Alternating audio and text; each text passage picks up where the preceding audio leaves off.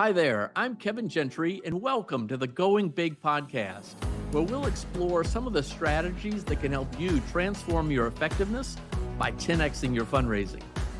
Each week, we'll sit down with some of the most influential business leaders, CEOs, and nonprofit visionaries to talk about leadership, the power of giving, and how you can make a real impact.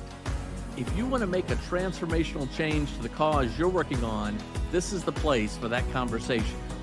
Also, take a look at our website, 10xstrategies.com.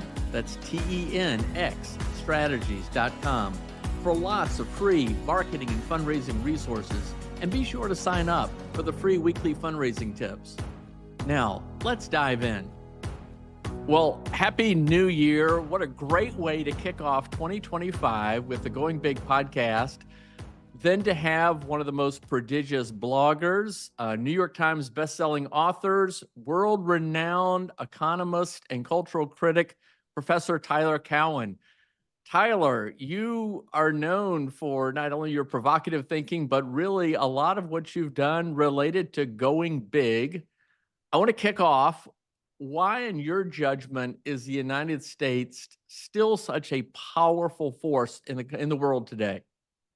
The United States is the number one country when it comes to talent. I think the last 10 or 15 years have shown that at least in contemporary times, scale really matters. We have scale. We're number one in soft power. We have clearly the world's strongest military, and we just haven't screwed it up too badly. I know that latter part may not sound true to a lot of people, but compared to the others, it is. We're still hanging in there. The last quarter, we had 3.1% economic growth for GDP. That's amazing for one of the world's wealthiest countries. And we're just still at it. And new sectors like artificial intelligence and a lot of the new biomedical innovations, US is playing I would say the leading role. Well, you've already touched on a number of subjects that I want to dig in more deeply with. But Tyler, with respect to going big, do you think most people in a free society naturally want to do that? Or do you think they need to be prodded and encouraged? I think most people are complacent. There's nothing wrong with that. They're risk averse. They want sound, safe lives. They want to take care of their families. They don't want to be thrown out into the street. And every society works based on that. But there's still a question. Your top 2, 3, 5% of people, whatever the number will be, how ambitious are they? How risk-taking are they? And there you need a lot of, you could call it inspiration or educational investment to get your best people to be out there starting companies, trying new ideas, doing something different. And that makes all the difference. It's the main difference between the United States growing at 3% and most of Western Europe growing at 0 to 1%. And compounded over time, my goodness, that's going to matter for everything. All right. So you've written, especially recently, a lot about identifying developing talent pipelines, but there's certain traits you talk about. You just talked about 3 to 5% who are especially ambitious. What do you see as some of the most important traits in someone with the capability and desire to go big and the ability to go big? Well, intelligence clearly matters, but it doesn't matter as much as many smart people believe. I think determination, being actually a little bit pissed off about something, and just courage, willingness to fail, willingness to put yourself out there. In a matchup, I would take those over IQ. But again, you need the whole package, basically, or big parts of it. And you need to be able to understand what kind of team do you need to make up for your own weaknesses. A lot of brilliant people are not good at that. So they maybe have 5 incredible traits, they fall down on a few others, and they can't make up that difference. All right. Well, I want to dive in a little bit to some of your going big. So in 2003, you and Alex Tabrock started Marginal Revolution, certainly the most popular economics blog in the world today, still around 22 years later. But you started that at a time when many academics were skeptical about blogs. How did you sort of have that vision initially and have the desire to sort of take the risk and just go out there and do it? Well, maybe I was a little pissed off at them, but I think also I was somewhat like in a catatonic trance and obsessive in my own little way. and just not too tuned in to whatever they all might be talking about. And that was useful. I just thought I could reach a decent sized audience. It's turned out to be more than 10x larger than I ever imagined. And I would say a kind of like autistic quality, like I'm just going to do my own thing, not too connected to every single social network, not so worried about social pressures. Well, and ladies and gentlemen, Marginal Revolution is the name of Tyler and Alex's blog. Take a look. Tyler, you blog every day, I believe, For even though 22 you're years now. traveling all over the world all the time. How do you keep up that dedication to it? And is that dedication key to its success? Well, I learned so much from doing it. I find I never have to force myself to blog. If anything, I have to hold myself back from not blogging more. I hope that comes through to the readers, that it's truly my intellectual journey, my curiosity. I think that attracts people. I'm not sure I'm the one to ask, but it's a bit like with your podcast that we're talking on now. Highly successful, very rapidly. You didn't necessarily plan for that, but it was something you really wanted to do. And I strongly suspect that comes through to your listeners. Well, thanks. Well, the conversational nature of your blog comes through. I can go there any place in the world, anytime, and just feel like I'm there with you. But that evolved into your conversations with Tyler, sort of your next stage. And now you have the Conversations with Tyler podcast. Tell us about that. How did that happen next? And how is that part of your sort of next going big? Well, this came out of my work at Mercatus. Uh, Again, I think I was just a little pissed off at something. Like there were some people who weren't productive enough, and I thought, well, I should have Peter Thiel come in and like read them the riot act, so to speak, and do a public event. So I asked Peter. I was shocked when he said yes, actually. Now, Peter then was not as famous as Peter now, but still, it was not obvious he would say yes. So Peter came in.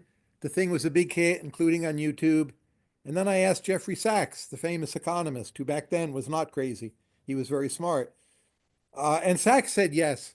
And I just thought, like, hey, this is a thing we can do. And Julie Burden, you know Julie, of course, you had a role in hiring her. Julie said, we should make this into a thing and call it Conversations with Tyler. And I'm like, well, I can't say no to Julie Burden, can I? And now several hundred episodes later, we've had on Mark Zuckerberg and Patrick Collison and Eric Schmidt and Margaret Atwood, Kareem Abdul-Jabbar, many well-known people, but a lot of my favorite episodes are the people who aren't really known at all. What are your two or three most favorite episodes? Well, I always like And to say why? that And the why? next one, but Good. one that stands out for me in particular is Catherine Rundell, who is a British women's author. Another would be a guy named Alexander the Great, Grate, who's a homeless man in Washington, D.C. And we did a podcast with him. What's it like being a homeless man who sleeps on a grate, Grate? And he was very interesting. But still, the next one is the proper answer. That's what, is the motivation, is what you're going to learn from doing the next episode.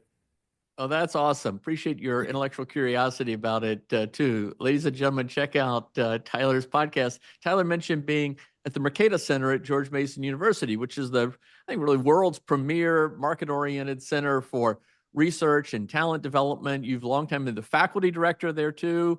You and I worked there for a long time. Really appreciate that.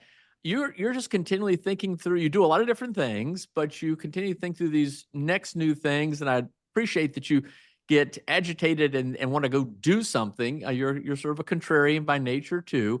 So tell us about Emergent Ventures and how that happened. Let me just first say a word about George Mason and Mercatus. I think it was just yesterday a fellow named Lipton Matthews asked Grok, Elon's AI engine, who have been, was it the most influential economists and most influential economists on Twitter? And 4 of the top 10 were GMU or Mercatus affiliated. Wow. And that's from the whole world. And I'm not saying AI gives you perfect answers, but it doesn't lie. It's reading everything being produced and making its own judgments. But I was very pleased to see that. So that's another way in which we've had kind of outsized impact. But anyway, Emergent Ventures goes back now about 6 years. It again stems from a story of me being pissed off. I was asking a major foundation for money. Uh, they've never given Mercatus money. I'm sure you've heard of them. I'm not going to say who they are. And I submitted a proposal, and they liked the proposal, and they gave me back comments wanting extensive revisions. And I calculated that the revisions would take me so long that I could actually myself earn the money more quickly than I could do the revisions. And it just seemed to me something is wrong with philanthropy. It's been too bureaucratized, and we can't even blame the government for that. It's like our own fault. So I thought, well, how would I redesign at least one part of philanthropy from the ground up? So Emergent Ventures is a new program. There's a one-page application. You get a decision right away. Young talent is extremely welcome. We have many teenage winners. Uh, you can ask for any amount of money. No sum is too small, but we also consider larger grants. And it's just tell us who you are and what's your idea. No letters of recommendation, and we never ask you where you went to college. And Wow. people do get answers back typically in well under 2 weeks. And we now have over 800 winners. Well, that's extraordinary. And thank you for your commentary on philanthropy. It is maddeningly frustrating. And thank you for coming up with an alternative approach. But how do you fund emergent ventures? How do you raise money for emergent ventures? Well, I go around and ask people is the too simple answer. But what's striking to me, Emergent Ventures relies a lot on the people trusting me personally. So the major donors are all individuals who know me personally and typically have known me for some time. Not all fundraising works that way. I think it makes sense for Emergent Ventures. They have to actually think that I'm a trustworthy judge of talent. So it's been a very unusual fundraising experience, and typically it has not involved written proposals at all. Well, you say it's an unusual fundraising experience. I think it's obviously a very effective approach, but I agree with that approach. And I think people tend to overcomplicate fundraising in many ways. But let's come back to that in a minute. But When people when are you're either sold or they're not. And we've had seven-figure grants just come in the mail, so to speak, from people I had not known about because they had heard about Emergent Ventures and the winners and what we're doing. And those people, I'm pretty sure, are also frustrated with other philanthropic investments and all the bureaucracy, even as donors, they have to go through. I realized this when we ran fast grants at Mercatus. The hardest thing about fast grants, which were grants to fight against COVID, was actually getting people to take the money in a timely fashion. Can you imagine that? That is insane. You'd make a grant to universities and they would make it difficult for you to give them money. Tyler, we could do a whole episode on those kind of barriers to giving. And just as an example, at the end of a calendar year, a tremendous amount of online giving occurs. Not surprisingly, for a variety of reasons, people procrastinate, nature of the deadline, the giving spirit, et cetera, et cetera, et cetera. And the number one impediment to their giving is the website of the recipient organization, making it virtually impossible to make an easy contribution. That's one of them. The other is there aren't people there to pick up the phone or answer an email question the last week of the year. It's just nuts. But anyway, There's so as much room to improve the world, is the lesson here. And we really need to take this to heart. The world is not efficient, it is not close to efficient. And yes, some of the problems are government or bad policy, but a lot of the problems are just us. Well, I had a question about efficiency later on. You're jumping ahead. This is amazing. And by the way, the agreement that Tyler and I had was that I wouldn't share any questions with him ahead of time, but we always have fun on this kind of stuff. And I hope you're enjoying and appreciating what an interesting conversation with Tyler always is. All right. So, Tyler, back to your evaluation of these proposals. What sets apart a really good, ambitious, big, hairy, audacious goal versus one that's just, meh? The person should show that they really want the world to be a better place in some way, but it's also fine if their motivation is quite selfish. So if they're upset about something or they have an extreme particular interest and they just want to set the world right, there's some burning sense of justice, and it's not all entirely altruistic, that's fine. It's typically good. I think it's also good on average if people want to make a lot of money. I applaud that motive when it is applied properly. And I think a good way to judge proposals is to just think about who is it this person already knows, who are their peers, which WhatsApp groups are they in, which other young people might they be chatting with, That's the single best judge of a good application, is to consider the peers. Who wants to meet with this person is another way to put it. Makes sense. Interesting. All right. In that same category, what do you think makes the difference between a good fundraiser and a truly great fundraiser? A truly great fundraiser is authentic, sincere, obsessive, and is willing to put himself or herself out there on a very regular basis and enjoys the process. So if the person is too instrumentally motivated, they can be quite good, but I actually think that's a little suspicious. You want someone who's a bit like crazy about something. Well, that's a great point. I think people misunderstand how just a real, genuine passion for the cause is probably the number one most important initial factor. And the idea that someone as a just hired gunslinger can go out and raise funds for a cause, it just doesn't work. But thank you. Oh, great insights. All right, And we're going to donors switch. can tell the difference. That's the thing. I mean, donors have varying levels of perceptiveness or knowledge of what you're doing. But one thing, like even very not intelligent humans are good at, is sniffing out the insincerity of other people. Even if you meet someone you think like, oh, they're not impressive, they're not so smart, you should think they're very smart at sniffing out your own insincerity. And I bet they are. That's pretty good. Well, our friend Richard Viguerie says, remember, donors aren't stupid. In fact, they're smarter because they're the ones with the resources. But I think you're absolutely right, and I think that's probably a key to your success with emergent ventures as well. And well, as we talked about, podcast, marginal revolution, et cetera. Okay, we're going to switch now to the speed round. This is something I love doing with you. We've done it sometimes at lunch or what have you. Again, these are questions.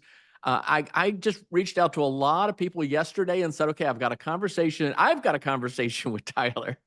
What question should I ask him? So here are some of the ones that were submitted.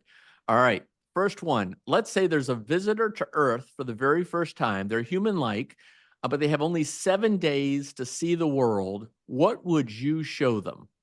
So this is an alien being from another planet. Yes. I would show them a major city. I would show them a countryside. I would show them a scene of pure nature. I would show them some ocean, which is most of our planet's surface, right? I would show them people at work producing ideas, and I would show them some manufacturing. Is that 7? Maybe that's 6. But that's what occurs to me off the top of my head. I don't think showing them different countries is so important, though. To show them wealth and poverty, yes, that I would do too. What if you had only 1 day? Do I have supersonic jet travel? I mean, if they're aliens and they got Sure, here, they can but get you have around pretty 24 quickly. hours. So I'm going to hitch a ride with them and show them all those same things. And Is there one? basically, I would show them how to connect to our AIs and have their AIs chat with our AIs. And then they would learn so much very quickly. Maybe that's the first thing you do. If there are only 3 specific places in the world, where would you take them? New York City, Tokyo, and Mumbai. Interesting. All right. Some friends have heard you make this suggestion when going through a museum, especially an art museum.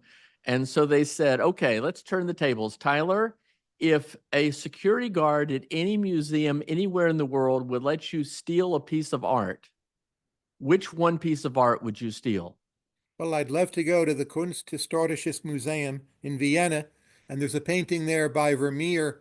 In English, it's called The Art of Painting, Die Kunst der Malerei, or something like that in Dutch. And that's the one I would want in my home, putting aside the insurance premium and all of that. I love that painting. I've been going to look at it for decades. That's my choice. I wouldn't say it's an easy question, but I do have a definite answer. That's great. All right. What are the open tabs on your computer right now? Well, there's so many, but there's 3 different AI systems. There's Anthropic's Claude, there's GPT-o1 Pro model, there's the new Google model, whose exact name I forget. It just came out a few days ago. I have my blogging software. I have Bloomberg.com, where I write a column for the opinion section. I have my Gmail, I have my RSS feed and I have Twitter. And then I have on YouTube a few songs opened up whose names I forget, but I want to hear them again. And those are my open browser tabs right now. Plus, oh, what else? Something else. But that's most of it. All right. So, in fairness, why don't you elaborate on this? You actually recommend this as an interview question. Well, it tells you how people process information and it tells you what they're interested in.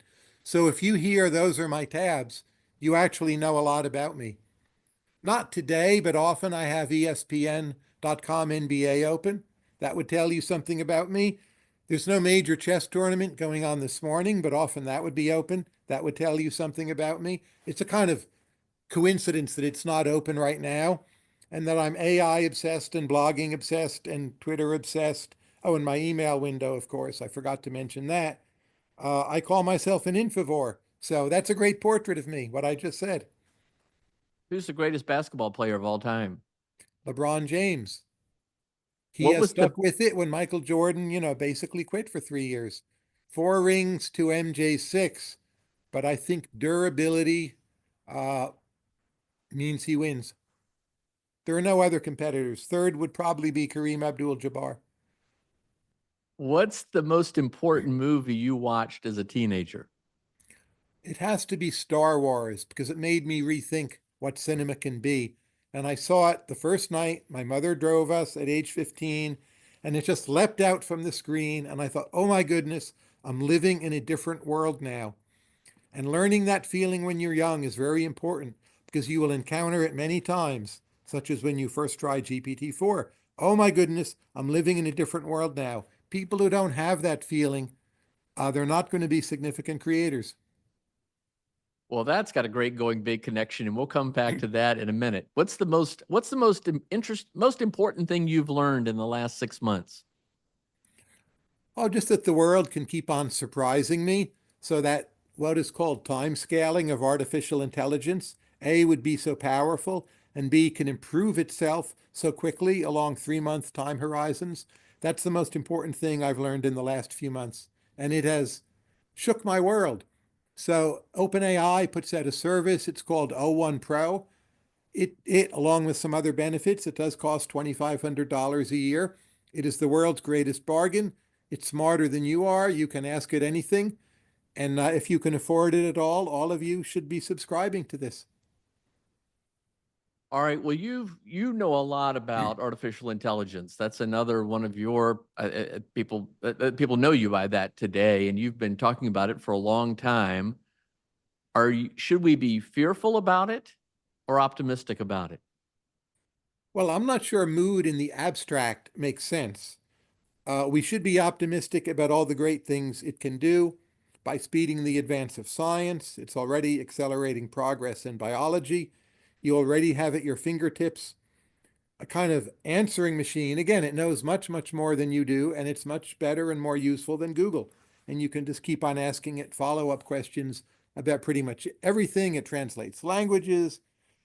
Uh, Fearful isn't the right way to put it, but you need to realize it's going to change the whole world.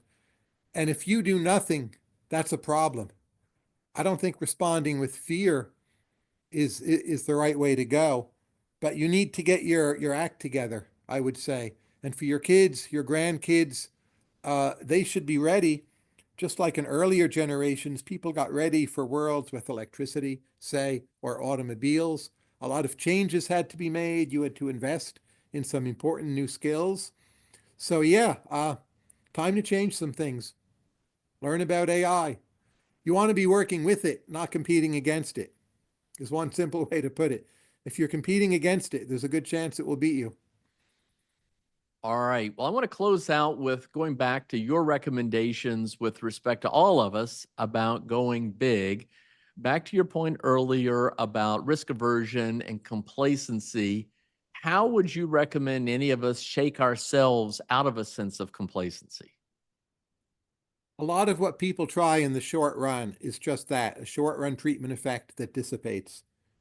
On average, the best thing to do is to surround yourself with other people who are not complacent, and that has a greater chance of being durable. So think about your friendships, even your close relationships. and just ask yourself, are these individuals making me a better person, a more ambitious person, someone better situated to deal with the world to come? And no matter where you're at, just try to make ongoing improvements in that area. Who are the people you're talking with, spending time with? Are they serving this function for you? And some of that's instrumentalist, but I think that's fine. You'll have better relationships in the personal and emotional way when there's also this commonality of interest about the future. So one of the things you've written about is that we tend to focus or over-index on sort of small, calculable benefits rather than sort of the big moonshot ideas. Is there any advice on how we can develop frameworks? And again, what you just said was great, but more frameworks about how we should push ourselves to think bigger. Everyone needs more mentors. I don't care what your age is. I'm 62. I'm always looking for new mentors in every area, and they can be much younger mentors. One great thing about doing emergent ventures is how many brilliant teenagers I get to meet. And I learn a lot from most of them. I have incredible information flows, largely because of them. Now, not everyone is in the position to do exactly that, but just ask yourself again, who's mentoring me? And almost certainly you can do better. So do better, do it. And that will expand your horizons, your scope, and give you compounding returns basically for the rest of your life. Well, love that. You know, Sir Isaac Newton said, "I see further when I stand on the shoulders of giants." Is there someone in particular, or whatever, who have been a couple of important mentors to you at any point in your life? And then I've got a follow-up question about advice for others. Well, one of my very first important mentors was Richard Fink, and you've worked for Rich. And one of the things he taught me was just how to think tactically and strategically about getting things done. And I first met Rich, I think I was 14, but got to know him much better when I was 17. And that was a huge influence on me, the notion that no matter what your field, you could be an academic, whatever, but you have to be a doer. You cannot escape being a doer. So that was a very early mentor. I was just at an Emergent Ventures event in India. We have several hundred winners from India. They're amazing. I think about 15 of them are still teenagers. And I met all of them, and they told me about their projects in robotics or AI or, cleaning up the air in India or public health. And they're just incredible. And there's no one, they're fearless. There's no sense of like, I can't do this. One of them, he now has a satellite company, which just got funded by Y Combinator. And he's the youngest person in the current, Y Combinator crop. And he met a fellow Emergent Ventures winner from Israel, and they have this company together. And now it's well funded, and they're doing satellites. So we'll see how that goes, but I'm super optimistic about that. And it's just one example of many of what is possible. I think I met Onkar. He was first maybe 16. Geffen, I would guess, was 16 or 17 when I met them. Now they're like a few years older. To me, they feel ancient, but it's like, oh, we're 19 now or something like that. And they're just out there kicking butt. So, like, who should tell you what you can't achieve? Don't let them do it. Yeah, it seems to be a running theme throughout your comments, Tyler. That's good. Okay, so what advice would you give listeners to finding a mentor? And I mean, do you ask somebody to be a mentor? You can ask, but I'm not sure asking is the most effective way. Be mentor worthy, be trustworthy. That's the single best advice, whether you're mentor or mentee. Actually, legitimately be trustworthy. And then send out some kind of bat signal. What you want to do, what you care about, what your idea is. It's going to vary depending on your ventures.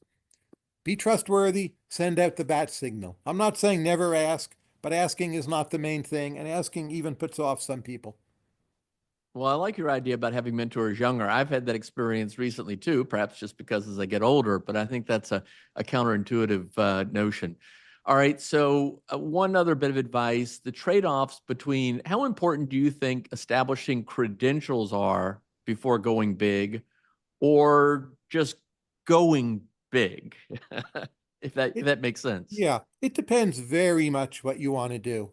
So one area I'm very bullish on is biomedical research. I think over the next 30 to 40 years, we're basically going to cure almost everything, like everything, cancer, most of cancer. Uh, We won't be able to keep you alive forever. But most stuff, we're just going to beat it back with the help of AI. But if you want to do biomedical research, the odds are very high. You need a PhD from a major university. And then you need the credential. It might change at some point. I think more and more we'll have AI experts managing biomedical research systems. That will be a different kind of credential. But on the other hand, if you want to have a highly successful podcast, credentials are either irrelevant or sometimes a negative. I'm not saying you have no credentials, you do. But what matters is that you know things.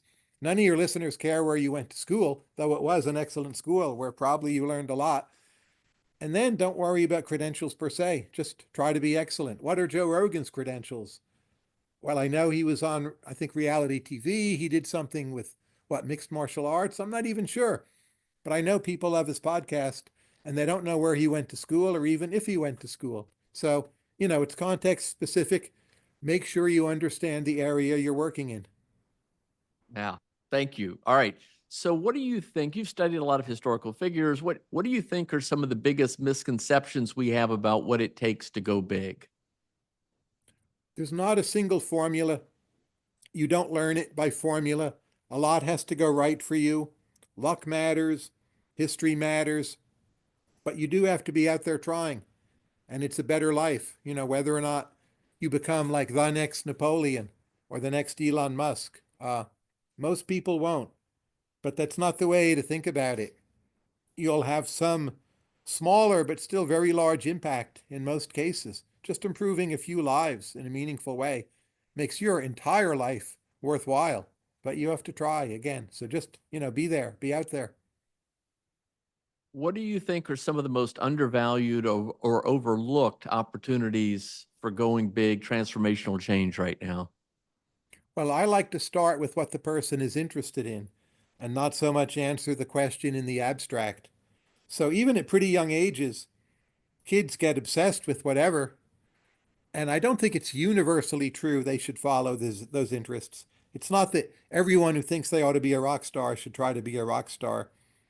But for areas where you can have viable careers in large numbers, I like to start there. What is the person interested in? Is there a meaningful way to cultivate that? And not overthink too much like the salary or other kind of more practical details. Like, okay, you can't maybe try to be a rap star, but most areas that are normal careers, you can. And just start along those lines and see where you start making traction. Be willing to change and adapt. But in a sense, don't overanalyze it. All right, Tyler Cowen, what is your next BHAG, your big, hairy, audacious goal? What's your moonshot? Well, I don't know if it's my next goal. My goal for some time now has been to be the economist slash philosopher who influences the thinking of the most people in the world in a good way. So Grok right now gives me a pretty high rating. I think I have to do better. I think I can do better. And maybe Grok's not the only relevant arbiter here, but that's my goal. I think that will be my goal till I'm no longer on this earth, and I'm going to keep on at it.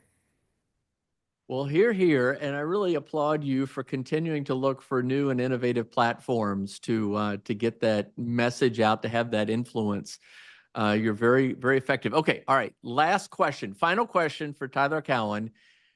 What you know now in life, if you could give advice to your younger self, what advice would you do about doing anything differently? I would say stick with it. It's going to work out. That would be my advice. I had this fairly long period where I was just doing a lot of investment. I enjoyed it a lot, but it didn't have massive returns in terms of my reputation. But it did pay off for me after the age of 40, essentially when the internet came along. So I did stick with it. But that's what I would say. It's like, oh, it's going to work out. Nice. All right, Tyler Cowen, what a pleasure as always. Looking forward to a great new year. Appreciate your optimism. And we can all, I think you're right, continue to push ourselves to go big. Thanks a lot. And our next lunch will be great. Take care and happy holidays, Kevin and everyone else. Bye. Bye-bye. Thank you, Tyler. Thanks for listening to today's Going Big podcast. Hopefully you were inspired to go big for your cause. Remember, this is all about transforming your effectiveness by 10xing your fundraising. If you enjoyed today's episode, be sure to subscribe or leave us a review at iTunes, Spotify, iHeartRadio, or wherever you listen to podcasts. You can also catch this episode on YouTube. And also, there are lots of resources available to you at my website, which is 10xstrategies.com. That's TENXstrategies.com. You can sign up also for our free weekly fundraising tips. This is all about helping you get to the root causes of some of the biggest problems in society today by transforming your fundraising and your effectiveness. Thanks again. We'll see you again soon. Bye-bye.